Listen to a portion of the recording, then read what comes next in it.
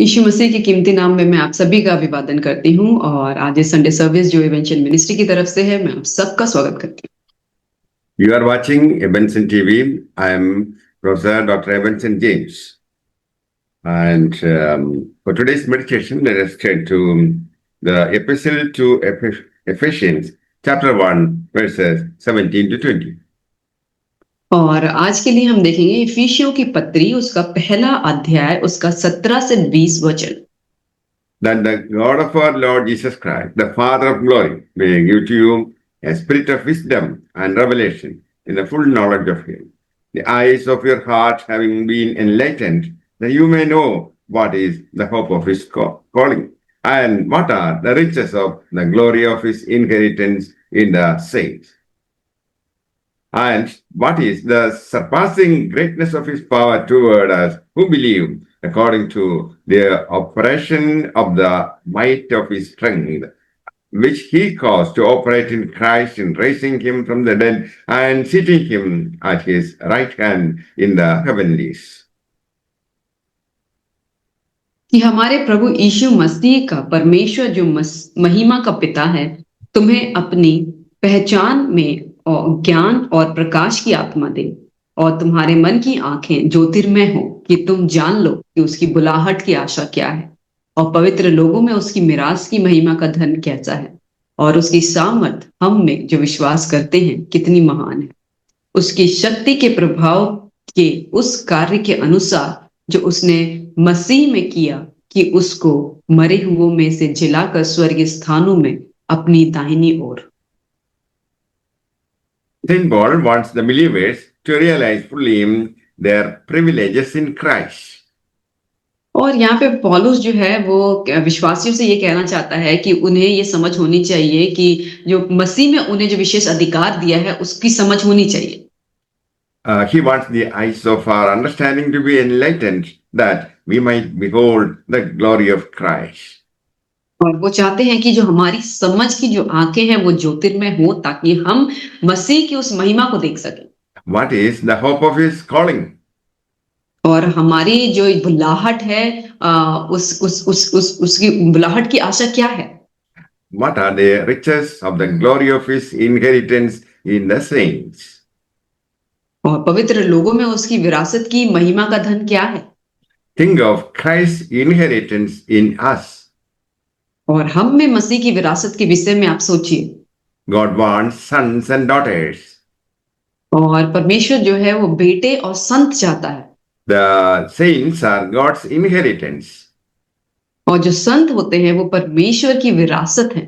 What is the exceeding greatness of His power?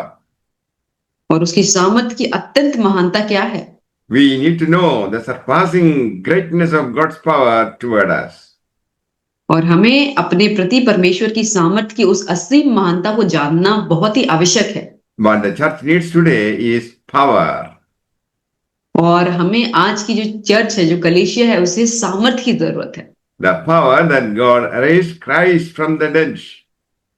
और ये वही सामर्थ है जिसने परमेश्वर ने मसीह को मुर्दों में से जिला दिया। This power has overcome death. और ये सामर्थ जो है उसने मृत्यु को भी जीत लिया। Death and Hades could not hold Christ because of God's resurrection power. और वो जो मृत्यु है और जो अंधलोक की ताकतें हैं वो मसीह को पकड़ के नहीं रख पाई क्योंकि परमेश्वर की जो पुनरुत्थान की सामर्थ की वजह से। The power that we have inside is the same power that raised Jesus from the dead.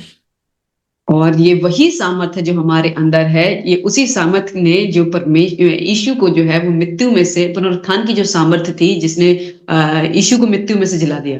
A born again person has the resurrection power inside him. और जो एक फिर से जन्मा हुआ जो व्यक्ति होता है उसके अंदर जो है वो पुनरुत्थान की सामर्थ होती है। While Jesus was doing his earthly ministry, people did not have God living on the inside of them. और जब यीशु मसीह अपने इस संसार में जब अपनी सेवकाई को कर रहे थे तब लोगों के अंदर प्रभु की आत्मा वास नहीं करती थी। So we need not ask Jesus whether he was willing to cleanse like the leper. तो इसीलिए हमें ये पूछने की जरूरत नहीं है यीशु मसीह को कि यीशु मसीह हमें चंगा करना चाहते हैं, साफ करना चाहते हैं या नहीं उस कूड़े की तरह। We need not ask Jesus to say a word like the centurion. और हमें जरूरत नहीं है उस सूबेदार की तरह उस एक वचन के लिए विनती करने के लिए। We are supposed to operate like Jesus because we now have Jesus living on the inside of us. और हमें जो है यीशु मसीह की तरह काम करना है क्योंकि अभी उसकी आत्मा हमारे अंदर वास करती है।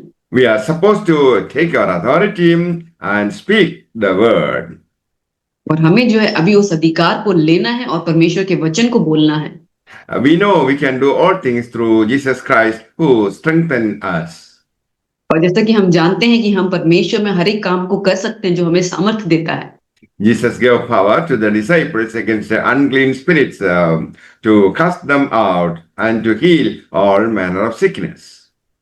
और यीशु मसीह ने जो वही सामर्थ को अपने चेलों को दिया ताकि वह हर एक अशुद्ध आत्मा के ऊपर उनको अधिकार दिया, हर एक बीमारी के ऊपर उनको अधिकार दिया ताकि लोगों के ऊपर जाके वो चंगाई करे। Many people focus on their problems and sickness rather than what Jesus has done. और बहुत सारे लोग होते हैं वो अपनी समस्याओं के ऊपर, अपनी बीमारियों के ऊपर ज्यादा फोकस को करते हैं, ना कि परमेश्वर ने जो कार्य किए उसके ऊपर वो ध्यान नहीं देते। Jesus commanded us to speak in faith to the mountains or problems they face. और यीशु मसीह ने हमें ये आज्ञा दी कि हम जो पहाड़ जैसी जो हमारी समस्याएं हैं उसके ऊपर हम विश्वास के साथ घोषणा करें। We are commanded to heal the sick.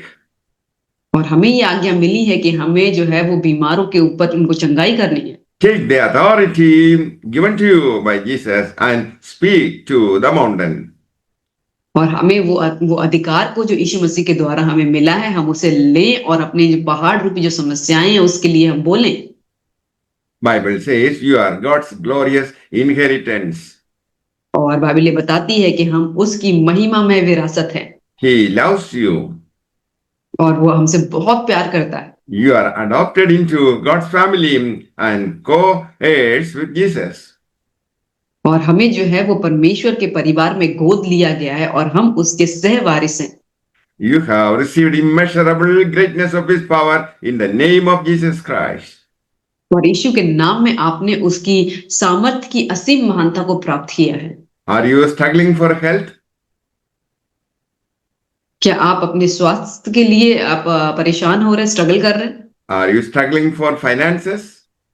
क्या आप अपने फाइनेंस के लिए, अपने पैसे के लिए आप स्ट्रगल कर रहे हैं? Are you a person struggling for success in life? और क्या आप ऐसे इंसान हैं जो अपने जीवन में सफलता के लिए कठिनाई का सामना कर रहे हैं? Are you a person thinking you are not good enough?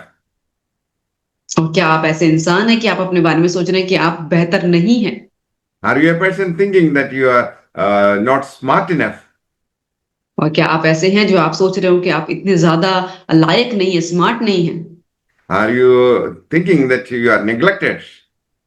और क्या आप समझ रहे हैं कि आपको नकार दिया गया है? Remember, Jesus loves you. आप हमेशा याद रखिए कि यीशु आपसे प्यार करता है। That is why He died on the cross. इसीलिए उसने अपने आप को उस क्रूस पे वो मरा। That is the supreme love of God towards human beings. और यही वो सबसे बड़ी मोहब्बत है इन मानवता के लिए उसकी। You are God's glorious inheritance. और आप जो हैं उसकी महिमा में विरासत हैं। Call upon His name who has received all power and dominion. और आप उस नाम को बुलाएं जिसके पास सारी सामर्थ है, सारे अधिकार है। You and your family will be saved. और तब आप और आपका परिवार बचाया जाएगा। May the Lord bless you all with these words. Amen. परमेश्वर आपको इन वचनों के द्वारा आशीष करे। आमीन। आइए हम सब प्रार्थना करें। हालेलुया। धन्यवाद मेरे पिता, इस सुबह के समय में आपने इस इवेंशन मिनिस्ट्री के जरिए मेरे पिता परमेश्वर इस ऑनलाइन मीटिंग के जरिए आपने हमें जोड़ा और हम आपको याद करने पाए मेरे पिता परमेश्वर के सारे अधिकार, सारे डोमिनियन मेरे पिता परमेश्वर आपके हाथों में है। और हमें किसी के पास जाके मेरे पिता परमेश्वर भीख मांगने की जरूरत नहीं है अपनी चंगाई के लिए, अपने फाइनेंस के लिए, अपनी मेरे पिता परमेश्वर सफलता के लिए, बल्कि आप काफी हैं। आपने कहा कि मैं तुम्हारे लिए पर्याप्त हूँ। मेरे पिता परमेश्वर, आज हम आपके पास आते उस उम्मीद से कि तू हमारी सारी परिस्थितियों को जानता है तू हमारे दिलों को जांचने वाला परमेश्वर है, तुम्हारे मनों की बातों को जांचने वाला परमेश्वर है। और जितने भी लोग इस वीडियो को मेरे पिता परमेश्वर देखें, वो समझने पाए कि संसार उनसे अगर मोहब्बत ना भी करता है, संसार ने उन्हें हटा भी दिया है मेरे पिता, कोई उनसे बात नहीं भी करना चाहता है मेरे पिता, लेकिन खुदा उनसे मोहब्बत करता है। यीशु उनसे बहुत ज्यादा प्यार करता है। उन्हें बस उस बड़े नाम को पुकारने की जरूरत है और वो उनकी सारे समस्याओं को हटा के उन्हें गले लगाने के लिए तैयार है। चाहे वो कितने भी मेरे पिता परमेश्वर बुरी परिस्थिति में क्यों ना हो, फिर भी मेरा खुदा उन्हें गले लगाने के लिए तैयार है, क्योंकि हम उसके संतान हैं और वो हमारा पिता है।